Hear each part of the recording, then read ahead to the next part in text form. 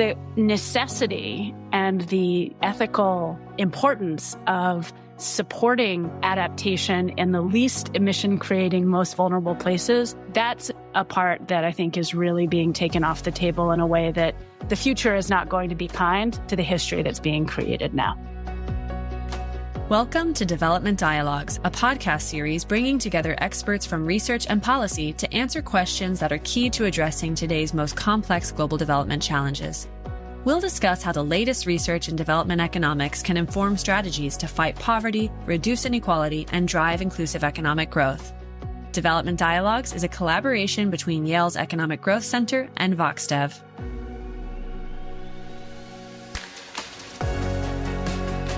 Hello, and welcome to Development Dialogues. I'm your host, Catherine Chaney. In this episode, we're tackling a critical and complex question. How can the global clean energy transition advance quickly and equitably, especially for low and middle income countries still working to reduce poverty? While all countries must reduce emissions, the burden is not evenly shared. Many of the world's poorest nations didn't cause the climate crisis, and yet they're under growing pressure to act. Our guest today brings sharp insights into how low and middle income countries can navigate the complex intersection of climate mitigation and development. We're joined by Max Bearak, a reporter for the New York Times who covers international climate negotiations, energy politics, and new approaches to reducing emissions. His recent Poynter lecture at Yale asked, why are the rich failing the poor on climate change? Anant Sudarshan is an economist at the University of Warwick and a senior fellow at the Energy Policy Institute at the University of Chicago. His work focuses on environmental regulation and air pollution, and he's the senior editor of an upcoming VoxDev Lit on that very topic. And Jessica Seddon is a governance and environmental policy expert whose career spans India and the US. She focuses on how institutions can better use data to tackle challenges like air quality and climate risk. She's currently a senior fellow at Yale's Jackson School of Global Affairs, director of the Dietz Family Initiative on Environment and Global Affairs, and faculty affiliate of Yale's Economic Growth Center. We'll explore how shifting climate policies in the US and China, the world's top two emitters, are shaping the global energy transition, why air pollution might offer a practical starting point for climate action, and how local institutions can take greater control of their climate futures.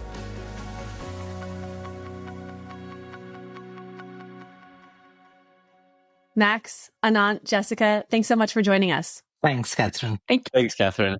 I want to start by digging into this core tension that many low and middle income countries are grappling with. It's this trade-off, as it's sometimes described, between poverty reduction and climate mitigation. So, of course, we know it's critical for every country to reduce emissions, but when countries that didn't cause the climate crisis are being asked to make these major changes, that may not be fair. It may not be realistic. Do you acknowledge that that's a tension? And given that tension, what can be done? I certainly acknowledge it's a tension. I mean, it's the central tension, it seems, at least if you listen to the discourse at climate negotiations. Who is responsible? Who pays? Can we call it reparations? How quick can this transition go? All of those kinds of questions. What I'd like to get into a lot in this conversation is how the conversation seems to revolve around money and how much money is owed or is needed. But a lot of that conversation seems to think that money is a way of fixing this or solving this crisis when it doesn't really address some of the kind of fundamental causes of it, which come from a certain kind of economic system that we all live in now.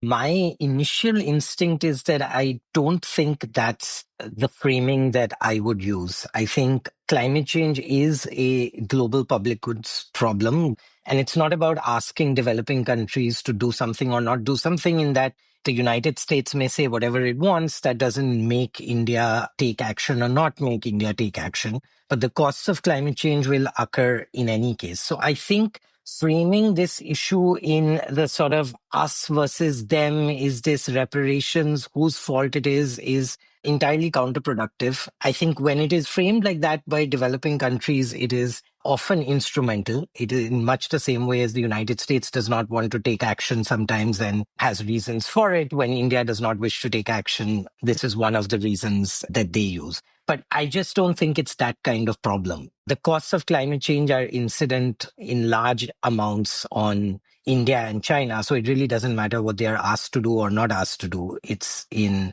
their interests to have the world solve this problem or address this problem. I think there are two issues that are being intertwined in here. The first is that this transition is not necessarily doing unappealing new things. This is essentially the need for the long term to bring down the emissions of carbon dioxide and other greenhouse gases, as well as warming aerosols, is something that requires us to try out new ways of producing energy and new food systems, for that matter, faster than would otherwise have happened by retiring the old ways and building new ways. And that the cost of that speed is leaving investments to not fully be paid back. It means leaving fossil fuels that have been identified in the ground rather than sold. And it means figuring out how to deal with new kinds of project risks, accelerating the development of new technologies. So it's faster, which is costly, but it's not a dead end to nowhere. These changes would happen. And in many ways, the leaders in those who make these changes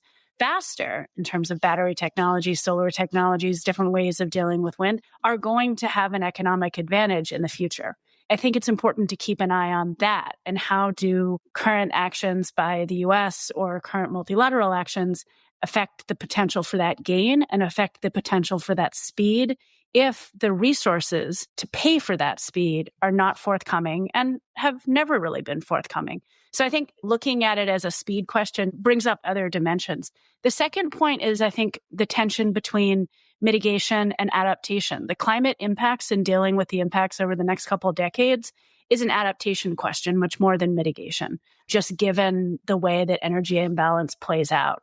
The necessity and the ethical importance of supporting adaptation in the least emission creating, most vulnerable places, that's a part that I think is really being taken off the table in a way that the future is not going to be kind to the history that's being created now. I totally hear what you were saying, Anant, that this us versus them can be counterproductive. And yet there are dynamics where aid, for example, has been used as a tool. And from the perspective of some of these countries, quote unquote, dirty power sources might be the preferred path to green technologies. Can you speak to aid in this context when it comes to countries and how they navigate poverty reduction and climate mitigation? Look, I mean, in this context, aid as it pertains to climate and energy is typically aid that is going towards places with very little energy now. The US-India relationship, I'd love to hear Anant talk about it a bit more, but is not fundamentally predicated on that type of exchange. Whereas the US, through US aid and also through multilateral development banks that it essentially controls, is or was, in some cases, channeling a lot of money towards what previous administrations hoped for was a lot of growth in things like solar mini grids and solar home systems in Africa, mostly. And a lot of that was predicated on the belief that it was not only getting so much cheaper to deploy that kind of energy, but that you could do it really quickly and that it would place less burden on really old grids in these countries that it would cost a lot of money to expand or renovate. Now, whether any of that is actually going to happen, all of these huge pledges of spending tens of billions of dollars on that is still yet to be seen. I think much more important of a dynamic than that kind of aid space is the role of China and Chinese companies and the way that governments across the developing world are choosing to engage in those large-scale projects and contracts. I just want to flag that aid is part of the acceleration of different forms of infrastructure that are both more resilient and lower emission. But another big piece of it is also trade. And I think what's happening right now with the tariff volatility is also having a pretty significant impact on the ability of low and middle income countries to develop their own EV, renewable energy, battery technologies and markets. If you look, for example, at the impact of the US tariffs on the EV industry in Nuevo León in Mexico, I mean, it's completely disrupted the formation of the kind of infrastructure and technologies that are needed. And that impact of tariffs, I hope, remains front and center as another damaging consequence. Just on aid and what developing countries are doing, I think the first thing that we should remember is that, for example, practically all new grid capacity is renewable capacity today. That's the case in China. Certainly, it's the case in India. This is now the cheapest source of power. So when we think about what are these developing countries going to do, well, if you want them to retire the coal plants they already have, then you might need to pay them for it. But the cheapest form of power at the margins now is renewable electricity. And India has said China is installing hundreds of gigawatts of power of solar capacity. India had a 500 gigawatt by 2030 target, which they will likely meet. So the only constraint on meeting those targets is the economic growth of these countries themselves. So if aid has a role to play, I think there's two things here. If money is not flowing towards mitigation in terms of buying out and retiring existing fossil fuel capacity, that's to me just another manifestation of the relative unwillingness to take expensive climate action in countries like the United States. And it has nothing to do with it being in India because they're not taking that action domestically either, right? So it's where you spend the money comes after you decide to spend the money. So it is really climate adaptation where the rubber hits the road because we are going to have climate change. We already have climate change and it's going to be very costly. So if we want to think about a sort of us or them relationship or an aid relationship, it comes down to where is the money for adaptation going to come from? And that is a capital need, but it is not about mitigation. It's about crops that are resistant to increasing temperature, heat deaths. Those impacts are quite bad in South Asia as well, although South Asia is, as Max pointed out, or at least India is not a major recipient of sort of development aid in that sense, but it could certainly use the money for climate adaptation. I'd be really curious to know where you think that money for adaptation can come from. It's such a huge question. And there are, of course, the formation of various funds here and there that we hear about, $10 million, $30 million here and there coming from a Denmark or what have you. But we need so much more than that. Yeah, so I was interestingly at a conference organized by the Indian Statistical Institute in Delhi with a number of people from the Indian government, and exactly the same question came up. And I think it was the chief economic advisor who said, or one of the economic advisors, that they don't really see it as being very likely that this capital will come from the West because there's been no sign of this type of fund transfer.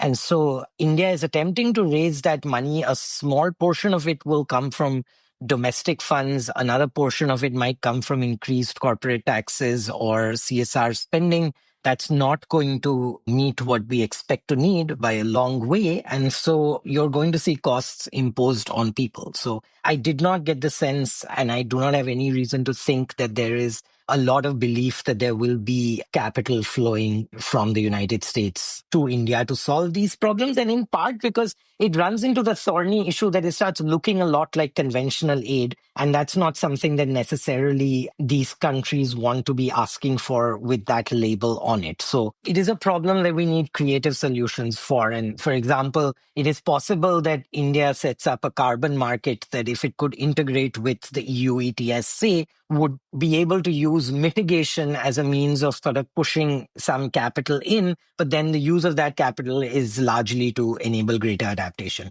But I don't think there's a good solution to that, and that it's going to mean very heavy costs on these developing countries. I would second that there's a core of really concessional to grant public funding that's going to be necessary for adaptation. And there's no painting that away. However, there are two other areas where I think that the extent of capital needed could be reduced. The first is that the costs of adaptation and the calculations of the costs of adaptation really depend on underlying degree of flexibility. So how much can businesses and people move away from coastlines into different sectors? How much can people move even across national boundaries? Esteban Rossi-Hansberg has done some work on this and really shown that the friction and the extent of friction in moving spatially and moving sectorally plays a huge role in what the costs of climate change are. So investments in education, in adult skilling, in property rights, in being in property markets, in access to capital, and all of the things that are good for economic flexibility are also investments in adaptation. So there's kind of a dual benefit there that sometimes isn't counted. Part two is that there is, the same way with mitigation, anyone who develops technologies, modes of infrastructure that are better for a hotter, wetter, drier, different climate is going to have a market beyond what they need. And that is the leadership of the future. And that impulse means that there is some space for private capital to come in, particularly if you look at some of the efforts that are going on within the World Bank Group that will survive whatever the U.S. does, to have the Multilateral Investment Guarantee Agency play a larger role in using its guaranteed facilities, some of the creativity that's going into financial structuring. It's not making up for the lack of concessional support, but it is something. And I think it's important. I want to pose the same question back to you, Max, when you ask, where's the money going to come from? Because I know a big emphasis of your pointer lecture was the need not just for more climate finance, but a rethinking of how we value nature and structure our economies. And you gave some examples of how that's starting to happen. So can you expand on that? I don't want to downplay the notion that we need more money. I think fundamental to what I'm saying is that we need a lot more money than is even being asked for in, say, climate negotiations. And that money is going to need to come from some of the biggest sources of money that we have, these huge asset managers, sovereign wealth funds, private equity firms. But it's also about big sectors like the insurance sector, reinsurance sector, and others changing the way that they value companies, taking climate and natural risk into account in making all sorts of investment.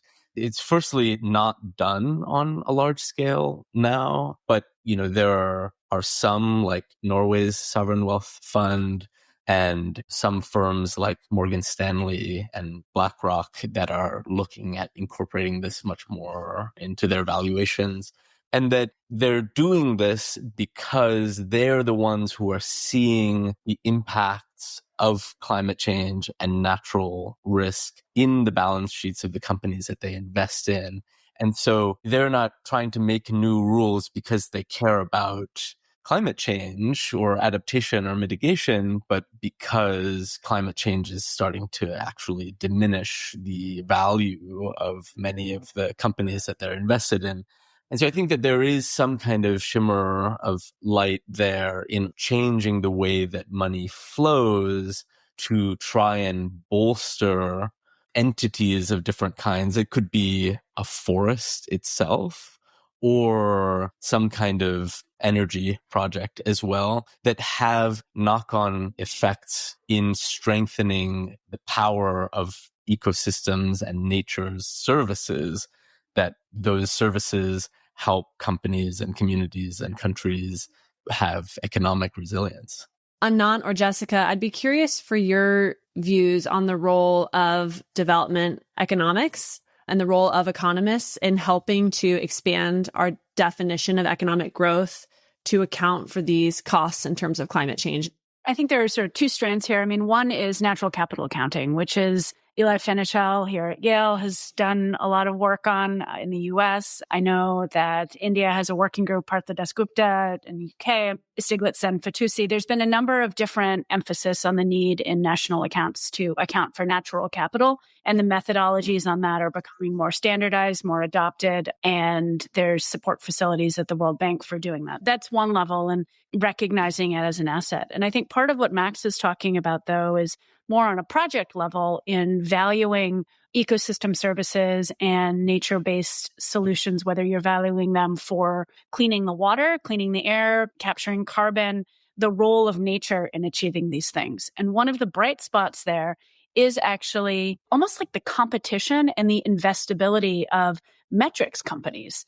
So it's not just an NGO thing anymore. It's actually a venture capital-backed race between different efforts to use combinations of sensing, satellites, AI to be able to detect and track the benefits. There's a lot of scientific validation that needs to happen before some become the standards. But I'm really encouraged by the level of interest in nature metrics as a service and the level of market-driven investment into that. I think it speaks to a future that is closer and probably very constructive. The last thing I'll say is in the World Economic Forum's risk report this year, I noticed that both nature risk and climate risk had moved into a slot of near-term high-impact risks, which I think speaks to the urgency and the level of interest in figuring out services and provision of services in tracking ecosystem health.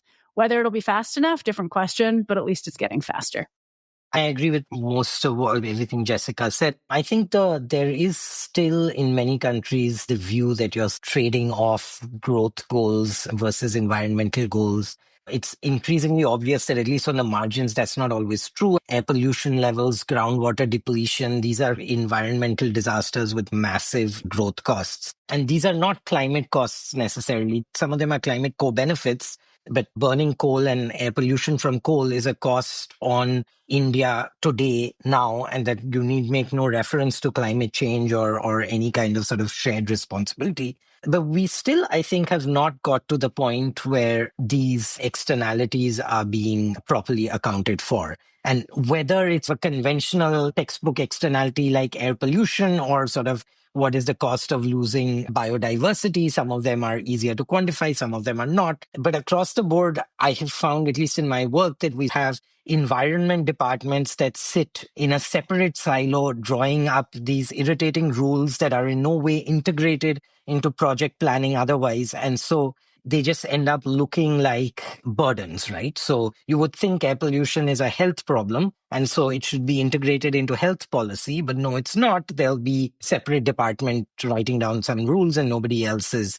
part of it. So I think there are these governance regulatory issues that I am not an expert on solving, but I think are holding back broadly the effort that Max laid out as being needed. One of the roles you had asked about development and development economics is in actually translating some of the value of nature, of clean air, of clean water into financial language that can be easily digested by finance ministers, infrastructure line ministries, urban planning, et cetera. The one cautionary note on that translation is that I think it's incredibly important for economists and social scientists, I say this as an economist, to be very, very humble about the latest scientific results and in representing, not underrepresent or undercount. One of the critiques, for example, of some of the climate modeling on how much to invest now versus grow and then wait for climate damaging, the DICE model, again, coming from Yale, is that it severely underrepresented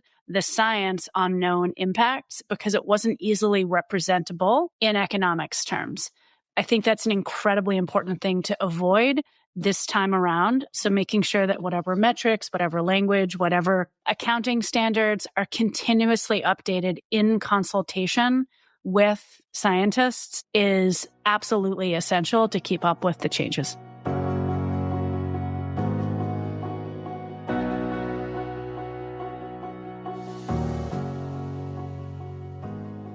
Anant, I know that you're senior editor of this upcoming Vox Dev Lit on air pollution. As you mentioned, air pollution has very clear impacts today. There are some climate impacts that are further off that we can't feel today.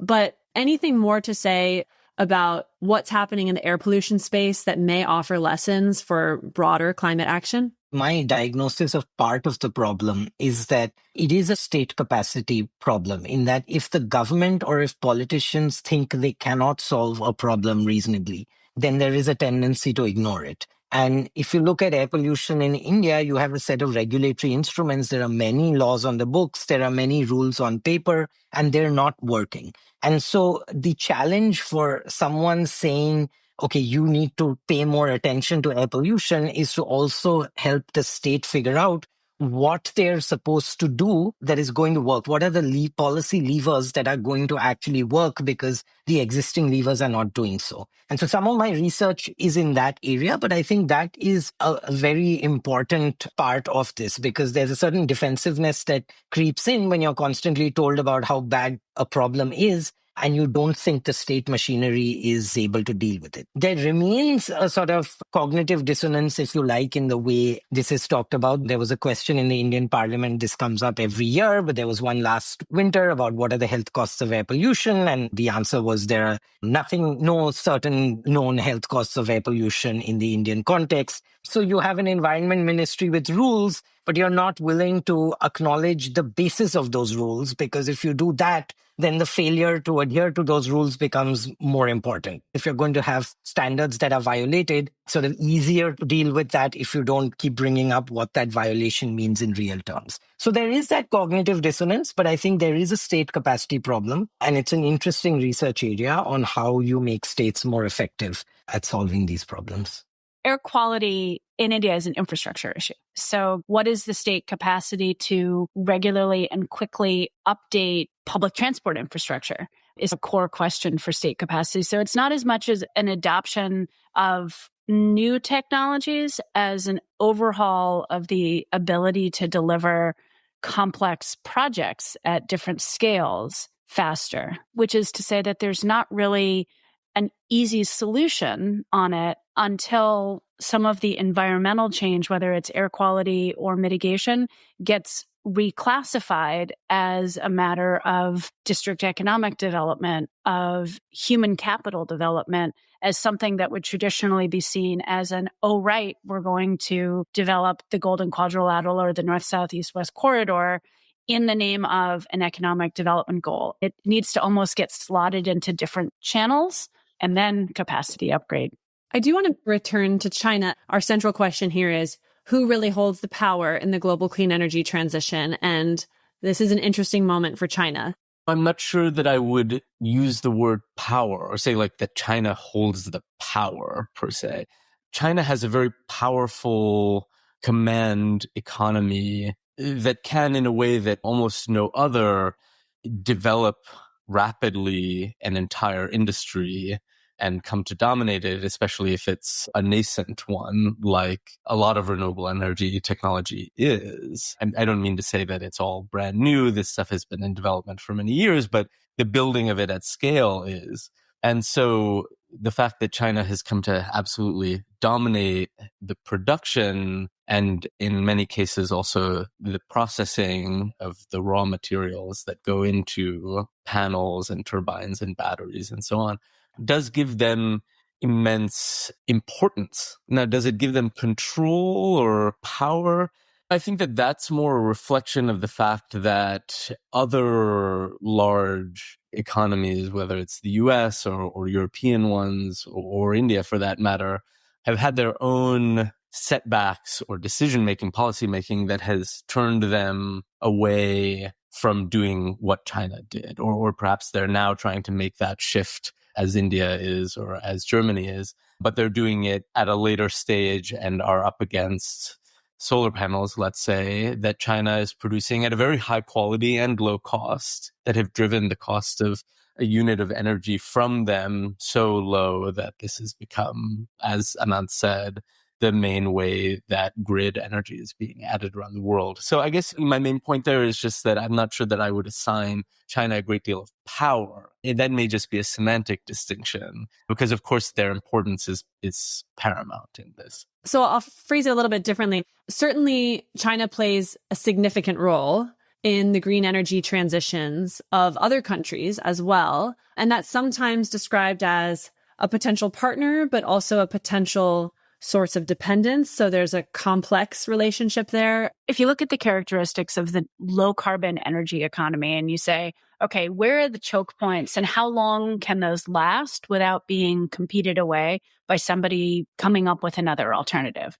China does have an advantage in being a producer of low cost, high quality solar panels. And to the extent that there's an implicit or an explicit carbon tax, or you have fossil fuel volatility that means that people are looking for some other energy source, both could push toward it. There's a temporary market power, but that can also be competed away over time. Rare earths, for example, are also seen as something that is geopolitically very restricted, but detection and mining technology can change the effective distribution of rare earth access, processing capacity. China has an advantage, but it's not a forever advantage. So I think the nature of power, and maybe this is what you were saying, Max, is much more ephemeral and temporary because there are more options for being able to capture types of energy that are essentially present in a much more widely, evenly distributed way than concentrated fossil fuel deposits. So the whole game is really about how do you capture and move those around? And that is a much more higher frequency competitive game than extraction of fossil fuels. So I guess power is longer than political timescales, but it is temporary. I guess the way I think about it is that in the first instance, other countries are fortunate to have China manufacturing solar, in particular, panels at such a low cost. That butts against the fact that even countries like India, like the United States, they don't want to be importing solar panels, even if they're cheaper than anything they make. So India now has a local content requirement, which is going to raise energy costs a little bit. I'm personally skeptical as to whether it'll actually move any manufacturing, but it'll raise energy costs. And the United States is going to have variants of the same type of policy. But I think power has negative connotations. So we are lucky enough to have a very efficient manufacturer of solar panels.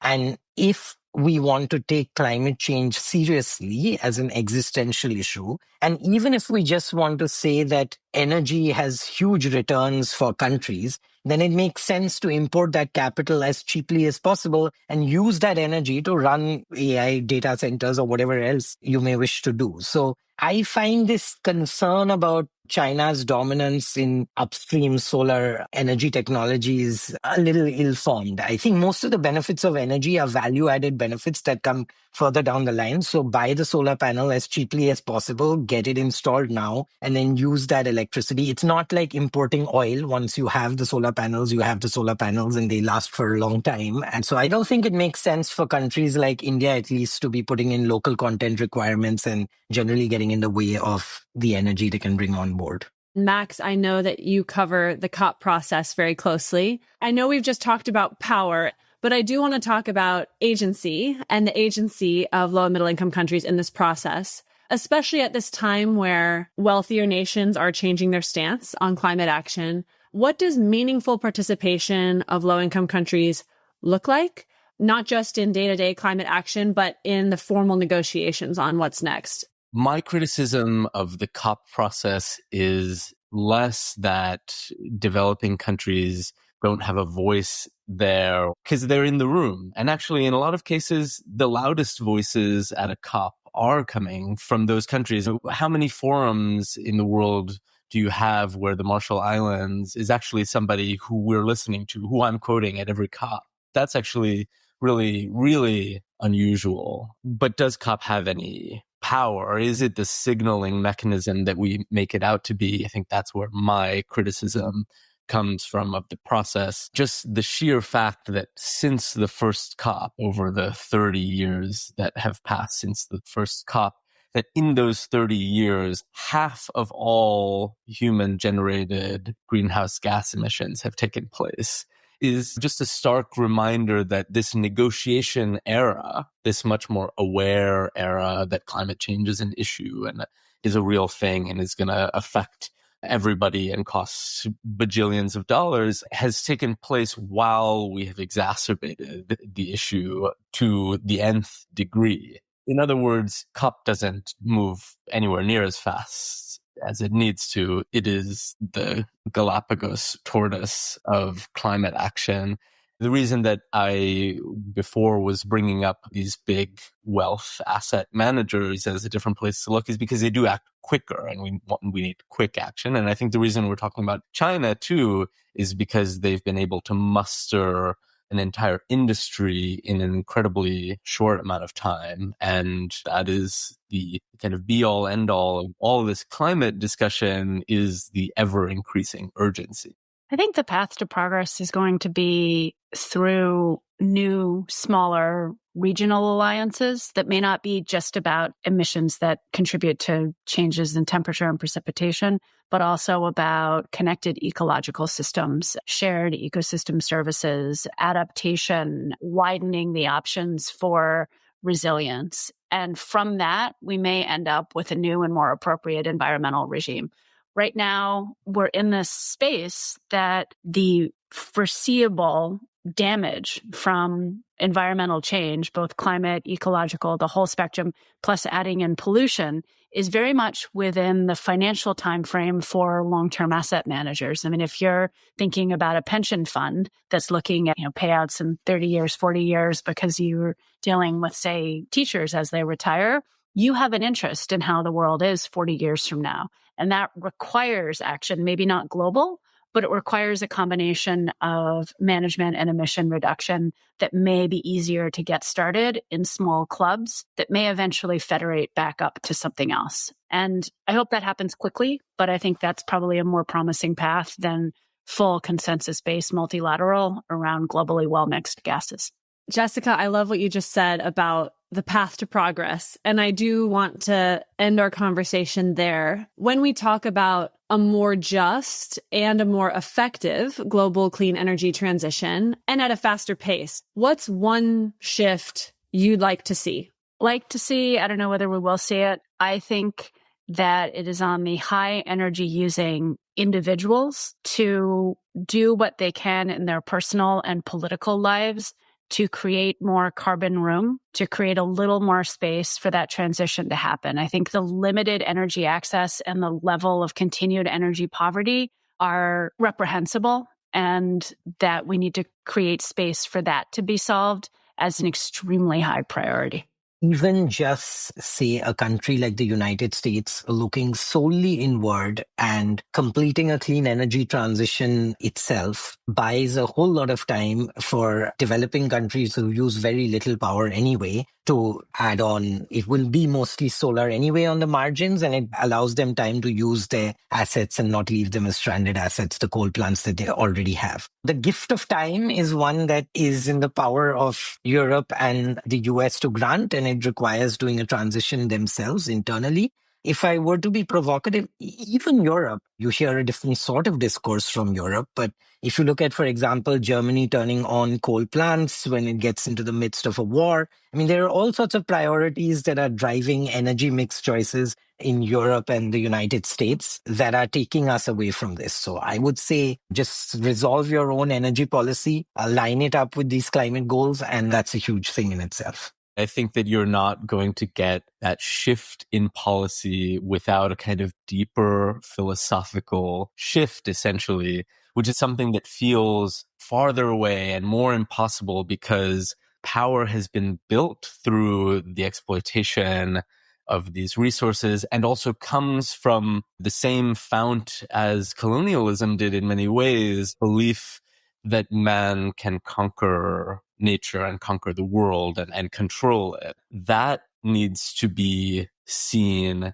as an aberration. And from that point, then you might see more appropriate policy decisions being made. But right now, I think there's a lot of how can we not change our way of life or our way of seeing economic models and yet somehow get a different result out of it?